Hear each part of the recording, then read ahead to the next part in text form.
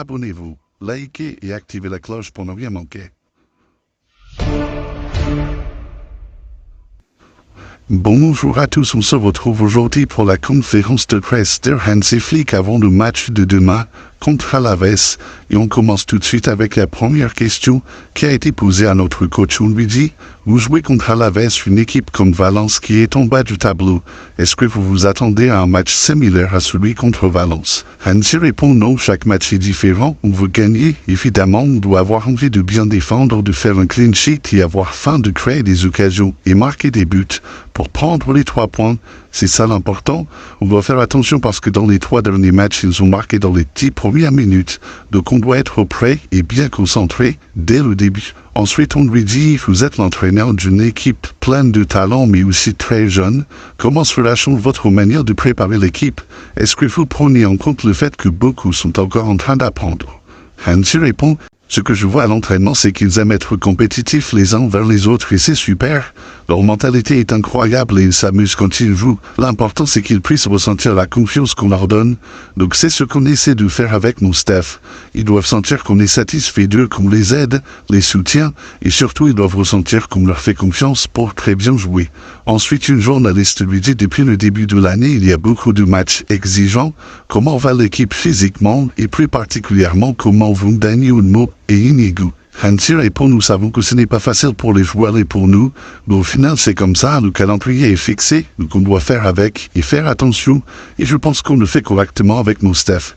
Inigo est de retour, et Dani a besoin encore d'un peu de temps, on est content qu'Inigo soit de retour. Ensuite, un journaliste lui dit, demain vous jouez à 14h, c'est un joueur qui, d'après les statistiques, ne porte pas chance au Barça, comment l'horaire peut-il affecter les routines d'avant-match?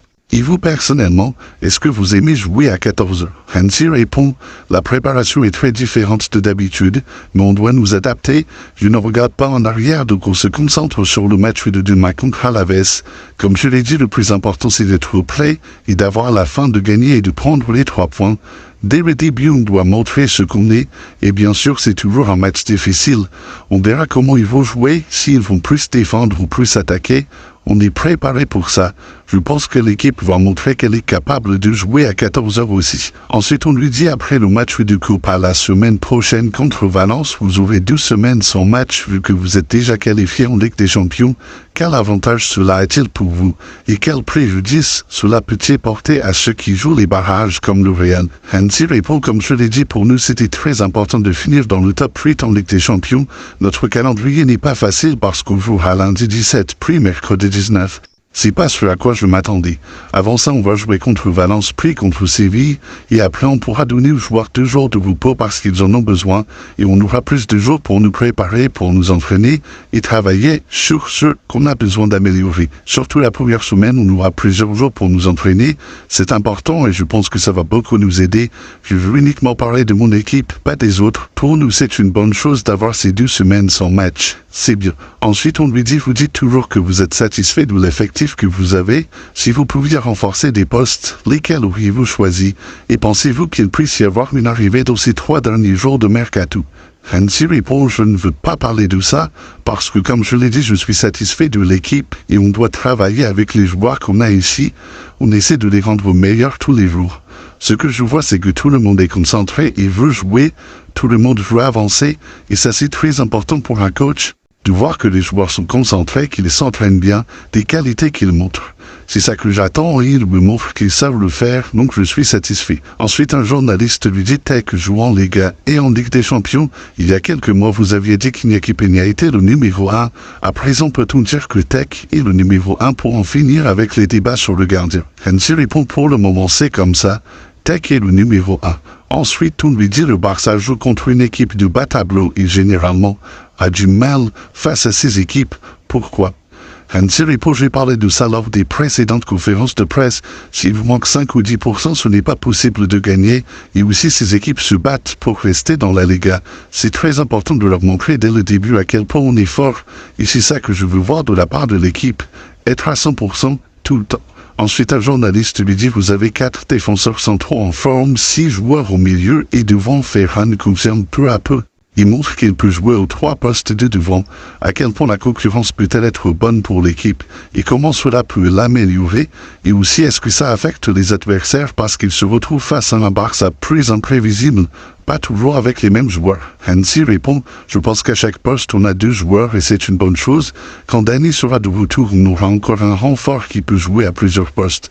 Pour chaque équipe, c'est important d'avoir plusieurs options à chaque poste. Ce que j'ai vu contre Valence avec Eric, Fermin, Ferran, c'était vraiment très bien, c'était fantastique. Gérard Martin aussi a fait du très bon travail dans les derniers matchs. C'est super à voir. Ensuite, un journaliste lui dit à quoi est-ce que vous vous attendez de la part d'Alaves. Est-ce qu'il va essayer de se risquer sur les hors-jeux? Hansi répond, on verra ce qui se passera. On a montré à l'équipe plusieurs choses. Je pense qu'on est prêt pour ça. Comme je l'ai dit, ils vont se battre pendant 90 minutes pour essayer de nous faire mal. Pour nous, c'est important de leur montrer à quel point on est fort, c'est ça le plus important.